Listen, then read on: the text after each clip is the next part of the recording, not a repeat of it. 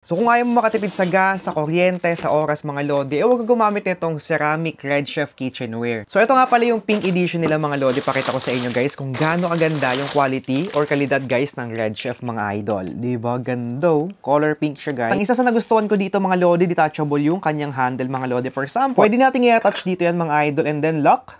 Yan. And then, meron na siyang handle mga idol, diba? So, hindi lang yan guys, meron pa tong maliit na fan niya guys, 15cm nga pala yung size ito mga idol. So, ito naman guys, yung 21cm guys na fan natin mga idol, diba ganda? So, non-stick na to mga lodi, at the same time, aluminum ceramic materials ang ginamit na Red Chef dito mga lodi, kaya makikita mo talaga guys, yung ganda ng kalidad mga idol na pagkakagawa dito, lods, okay? At ang isa pa sa nagustuhan ko sa kanya mga lodi, after mo gamitin mga lodi is, konti lang yung space na kinakain niya, something like this lang mga idol. So, hindi siya kumakain ng malaking space sa storage natin mga idol. Ito nga pala yung 5 pieces set guys na Red Chef mga lodi na color pink. Meron din tayong color green mga lods. So pakita ko lang sa inyo mga idol. So ito yung takip niya guys. Ito naman yung 15cm pan. So ito yung milk pot natin sa color green. And then yung 21cm guys na mas malaki-laki guys na fan. At syempre mga lodi, green din yung kanyang handle. Guys, meron pa tayong 16 pieces set na Red Chef mga lodi. Unbox ko to later mga idol. Kaya kung gusto mo ng set ceramic kitchenware mga lodi, Red Chef guys, check mo sa yellow basket. Maraming salamat. Bye!